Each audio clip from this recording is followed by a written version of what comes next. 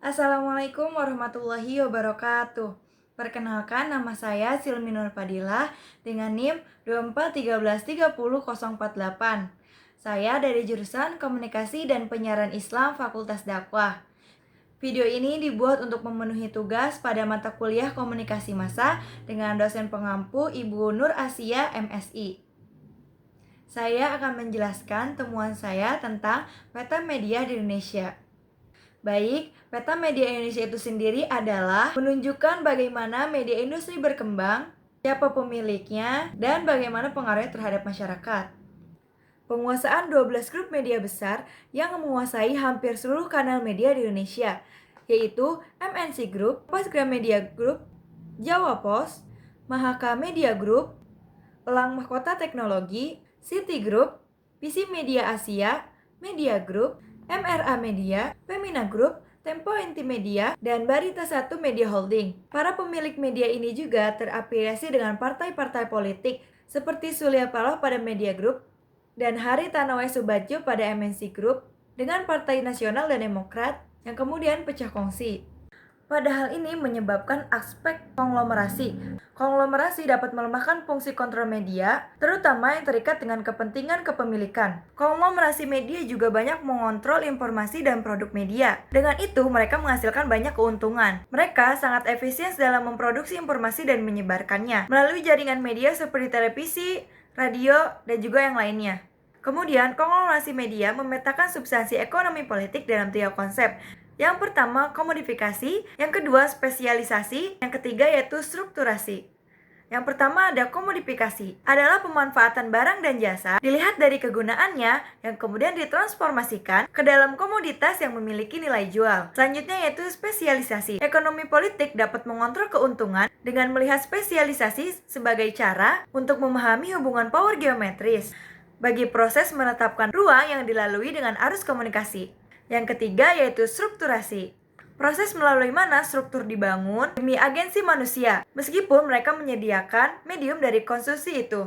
Baik, pada artikel yang kedua yaitu kepemilikan dan afiliasi politik media di Indonesia. Yang pertama, tipologi dan jaringan kepemilikan media. Adanya bentuk-bentuk kepemilikan media dan afiliasi politik praktis yang kompleks yang mendisrupsi nalar kewarasan politik terkait media pers dan penyiaran.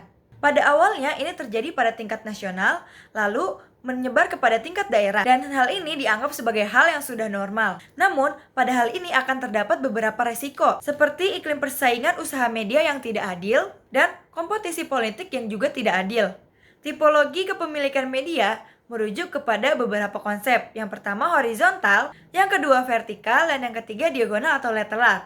Yang pertama yaitu ada horizontal, di mana kepemilikan berdasarkan pada aktivitas perusahaan yang sama. Misalnya, MNC TV mengoperasikan MNC, RCTI, dan iNews TV. Horizontal juga, satu pemilik mengelola satu jenis platform media yang sama yang tersebar di beberapa anak perusahaan.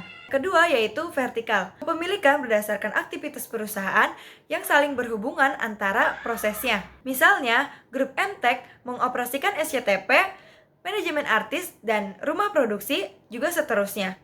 Vertikal juga, satu pemilik mengolah dari hulu ke hilir dalam struktur bisnis media. Selanjutnya diagonal atau lateral.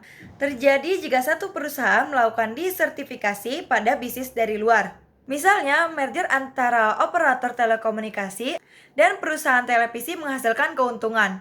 Diagonal atau lateral juga, yaitu satu pemilik mengelola berbagai platform media, contohnya seperti mengelola TV, juga mengelola radio, dan juga yang lainnya. Kebebasan media dan jurnalis di Indonesia terwujud secara formal dalam beberapa regulasi. Namun, praktiknya dibatasi bukan karena sisa kekuatan politik lama, tetapi karena kekuatan para politisi baru, sekaligus pemilik media swasta dan aparatur pemerintahan. Selanjutnya pada artikel yang ketiga yaitu memetakan lanskap industri media kontemporer di Indonesia. Industri media di Indonesia sudah berkembang sejak akhir tahun 1980-an. Era reformasi menjadi titik melesatnya reformasi perkembangan bisnis media. Sejak era reformasi 1998, lanskap media di Indonesia berubah secara drastis. Contohnya, sebelum tahun 1998, hanya ada 279 perusahaan media cetak. Politik dan ekonomi menjadi faktor dalam perkembangan media. Namun, melihat cara kerja sektor media lebih dekat akan menunjukkan bahwa politik dan ekonomi tidak berlangsung secara harmonis. Industri media di Indonesia telah mengalami pasang surut dan menjadi alat revolusi kemerdekaan dari awal republik ini berdiri menjadi pers partisan. Pers partisan adalah suatu kondisi di mana partai politik menjadi sponsor media. Selanjutnya, ideologi politik yang dipaksakan oleh pemerintah sangat mendominasikan media.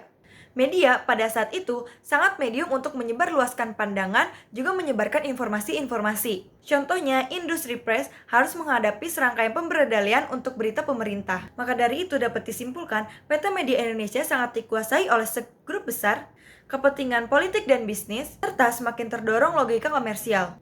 Dan dari itu, masyarakat tetap membutuhkan media alternatif independen dan regulasi yang kuat untuk menjamin kebenaran dan netralisasi informasi.